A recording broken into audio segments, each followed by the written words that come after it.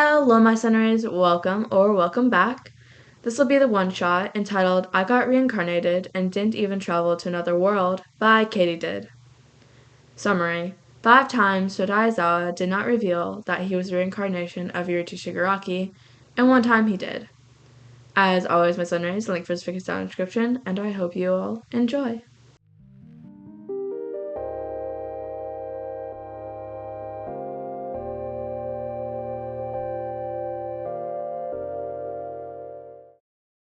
Yoichi's lifetime love for manga had prepared him well for being reincarnated. Most people, upon opening their eyes in a hospital inside a tiny infant body, would freak out. Yoichi was absolutely delighted. Where he had ended up, a fantasy or science fiction world. Did he have a system? What was he inside a novel? What would his cheap power be? When Yoichi realized that he had been born in the same world only a century later, and to the same country no less, he cried so much his parents thought he had colic. During the long days stuck in a crib, staring at a mobile, Yoichi had plenty of time to wonder about what happened. In the moment of his death, he had felt his ability transferred to Kurubu. He believed that must have been a weak, hidden quirk that let him transfer ability to another person. But what if his power had been more complicated than that? What if he actually had the ability to transfer parts of his soul? His older brother always said that quirks were part of the soul, mostly because the asshole kept chasing the quirk ghost. It was at least theoretically plausible that a transfer ability might let Yoichi reincarnate. In this new life, his name was Shouta Aizawa. His parents were eager to help him discover his quirk, bringing him books full of powers to try. He did not yet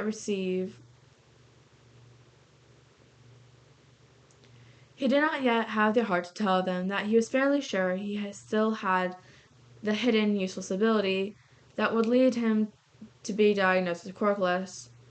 After he turned the age of 4, his parents started to get worried.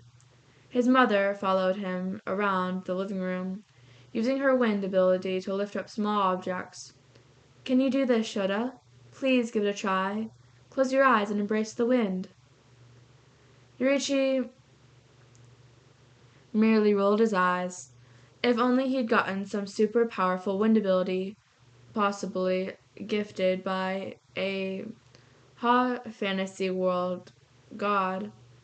But alas, he was still stuck in Japan. The wind blew his ball from his hand. In his annoyance, he glared. The wind vanished from his room, the object falling. His mother gasped, "My power! It's gone!" Yoichi realized that he had his brother's ability to steal quirks, except even stronger, because he could take quirks merely by looking at people. Hesitantly, he sent his mother's quirk back through his eyes. She ran over and hugged him. An erasure ability! Oh, my baby, what a cool power! That will definitely be useful. You can even become a hero if you want.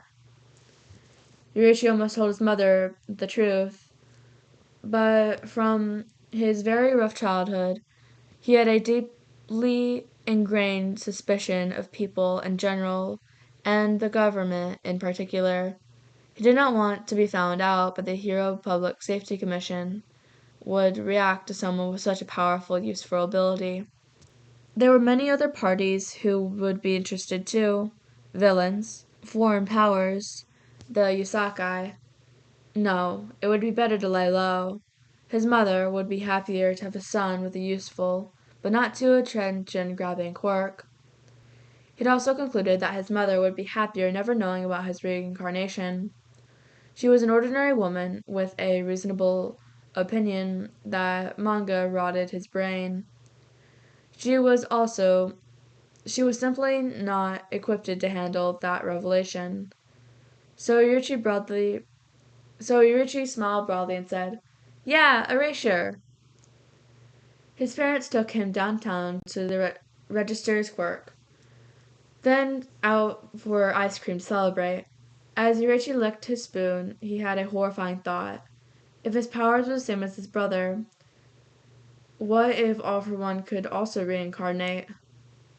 By the time Yoichi hit middle school, he was no longer certain of he wanted to be a hero. It had seemed like a given at first. Yoichi had always admired comic book heroes, and now society had turned heroism into a real profession. He had the perfect ability for it. He always wanted to prove that his brother's quirk could have been the kindest in the whole world. But as soon as Yoichi had grown old enough to watch the news, he had grown discontent with modern heroism. It was all about ranking, endorsements, and maintaining a status quo, even if it meant hurting people. Yoichi hated how the hero business drew on line between who could use their powers and who couldn't, and who was allowed to help and who couldn't. It ran contradictory to all his ideals. He had no concern. He did not consider anyone who saw on the TV to be true heroes. His parents wanted him to be a hero. He was only a child, crossed and pressured to succeed. He had been worried about his older brother reincarnating into the same family, but dodged that bullet. To their hints, Yoichi had shrugged and played as a child who did not yet know what he wanted. It would be a shame to disappoint them, but he knew they'd get over it. Not as if they would lock him up in a bank vault for not doing what they wanted.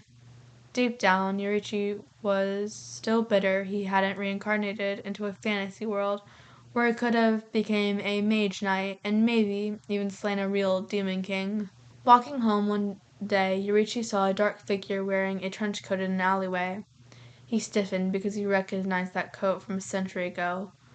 It could not possibly be, but it was. All for One had his hand over a hero's face, stealing his quirk.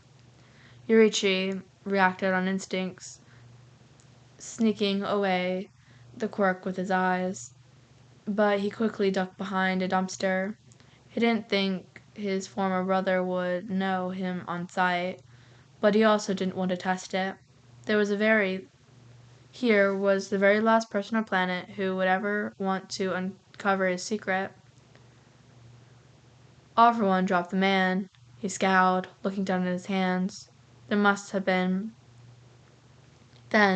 he must have concluded the hero had died before he could take the quirk, because he shot off into the sky. Yoichi returned the quirk, but ran to call the police. They figured his big brother hadn't reincarnated because he didn't have the dignity to die after a century. Now Yoichi would have to become a hero in order to stop All for One. Yoichi kept a low profile as a hero student. He did not even participate in the UA Sports Festival, a terrible idea in his opinion, for aspiring heroes to reveal their secrets before even starting the job.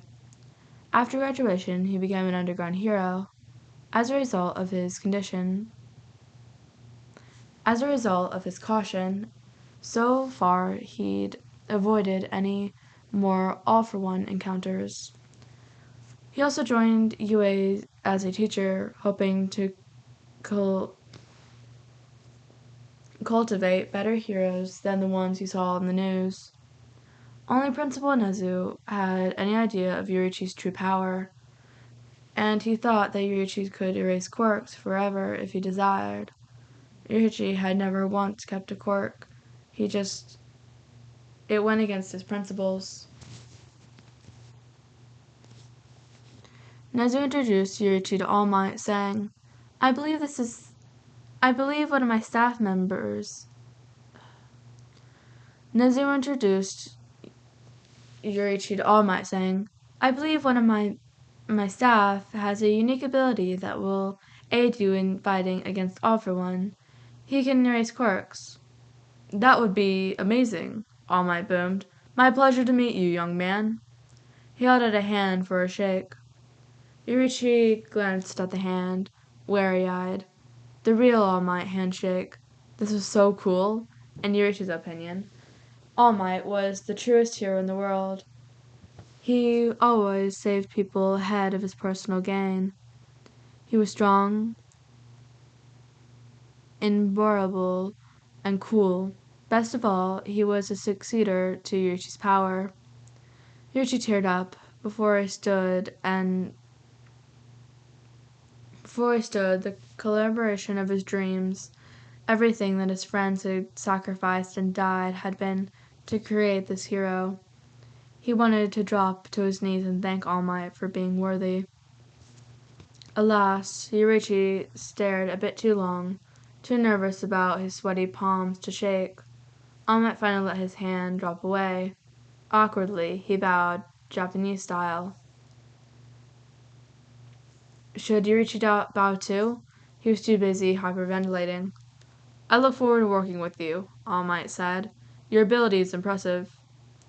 Yoichi meant to say, your power is far cooler, but all the same, your pouch.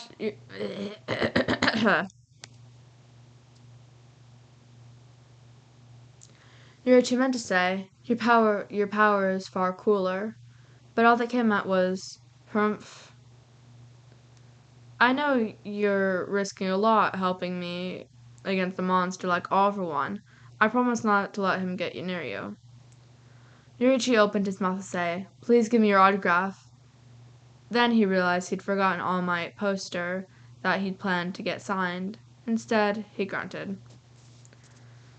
All Might's smile dropped away. He whispered to Nezu, have I done something wrong? Mortified beyond measure, Yoichi ran away. As Yoichi stumbled down the hall, Yamada and Oboro caught up to him. His childhood friends were also both teachers at UA. Yamada asked, how did your meeting with your favorite hero go?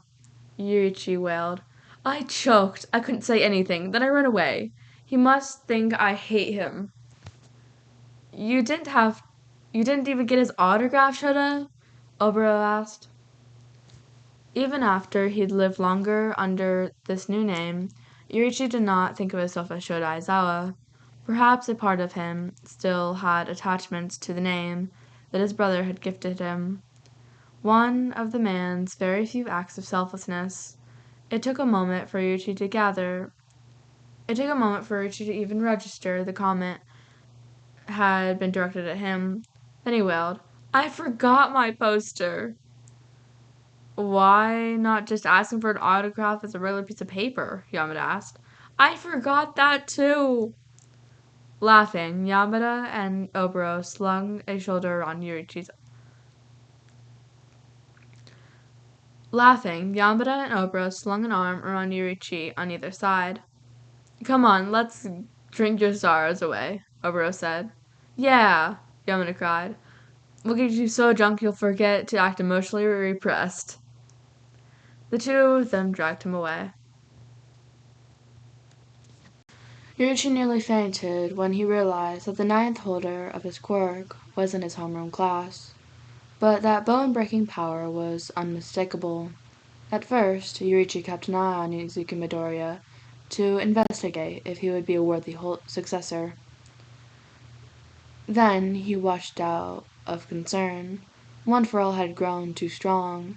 It was tearing the boy apart. Sitting next to Izuku in the infirmary, not for the first time, Yoichi waited for the injured boy to wake up. Izuku's eyes fluttered, both arms were in casts. Teacher? Lie still, you're still injured. Recover girl did her best, but you passed your body's to its limit. Yoichi looked at the too young child, carrying on a legacy that had already grown several people killed. If only he and All Might had succeeded in stopping All for One. And this small boy would have never needed to bear this burden. He blurted out, I'm sorry. It's not your fault, Mr. Aizawa, Izuku said. except it was. He started this legacy. He gotten several people killed and left All Might with severe health issues. Already, Zuko had taken permanent scars carrying the quirk, rapidly approaching singularity. Happened to this poor child from this point towards was all Yoichi's fault. Yoichi almost blurted out his entire life story, including his reincarnation. Then he stopped. Why burden the child even more? Izzy was so kind. He would surely comfort Yoichi instead of being comfortable. The knowledge of Yoichi's true identity would prove dangerous. At the very least, Yoichi would carry his own weight on his own. Yoichi reached out to pat Izuki's head. I'm your teacher. Showing you how to safely use your quirk is my responsibility. We'll create a new training regimen as soon as you recover. He paused, struggling with words. You're a great hero, Izuku. I'm already very proud of you. Tomura Shigaraki horrified Yoichi. Wild, white hair, red eyes, that scrawny body. At first sight, Yoichi had known that Tomura was meant to be his replacement, and that infuriated him. That apparently his older brother had wanted him to be a worshipful man-child. Tomura had so very clearly been raised to be unable to function without All for One.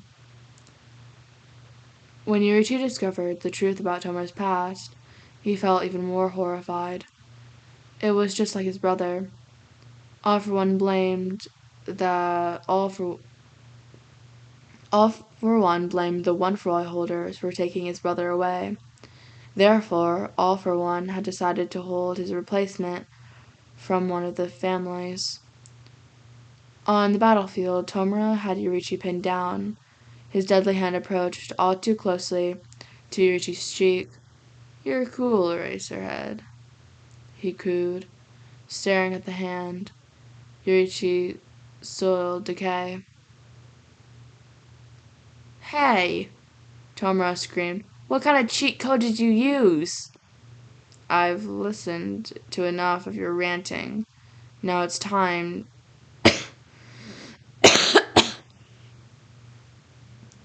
I've listened to enough of your ranting. Now it's your turn to listen to me. Yoichi grabbed Tomura by his collar and dragged him down into the dirt. They were both gripping at each other. All for One doesn't love you. Only the person he's protecting inside you. What the hell are you talking about? Tomura demanded. He calls you Yoichi sometimes, doesn't he? Tomura stiffened. It was a silent confirmation. Yoichi Shigaraki was All for One's dead little brother. All for One is that kind of person who treats people as possessions. So of course he thinks they can replace. He's never seen you as yourself. Yoichi touched Tomura's cheek. Don't let him do that to you. You can be Tenko Shimura or Tomura Shigaraki, but be your own person. You're the only one who gets to write the script to the video game of your life. That's pretty cheesy. All for One is very good at manipulating people. I bet sometimes make you feel like you're the most special person in the universe. Other times like a miserable failure. Trust me, I've been there. You'll never be good enough for him unless you surrender completely to him.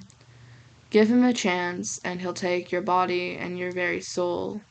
I bet he's already making moves towards turning you into a spare body. That's always been his ideal. Someone he can have completely under his control. Tomura turned hard. How do you know all this? That's a secret. You're coming with me until you tell me. No, I'm afraid you're coming with me. Yoichi got Tomura into a chokehold. Pretentiously, All for One had never taught his protege how to fight without a quirk. Yoichi had grown up on the street, scraping while quirkless. I'll visit you in prison. We have a lot to talk about.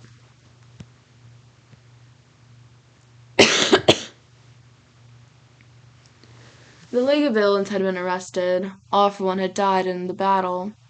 For the past week, Yoichi had unlisted all his contacts and searched every hospital, knowing what would come next. Finally, he struck gold. A nurse working in a maternity ward had sought out medical attention after she stopped being able to use her quirk. Standing over the infant's crib, Yoichi growled, "You never change, do you? You couldn't even last one day of life before you started stealing quirks again. You're going to have to give her quirk back. If you don't, then I'll take it from you and return it. You don't like that very much. You're too weak to stop me now." A pair of big, furious black eyes glared up at him. All for One, and his life looked completely different. An average-sized baby with black hair and round cheeks. Your mother put you up for adoption. That makes this a lot easier. Yoichi picked up the baby, swaddling in a green blanket. You're coming home with me. All for One thrashed and waved his arms, only baby babble coming out. Then a letter that sounded like an H.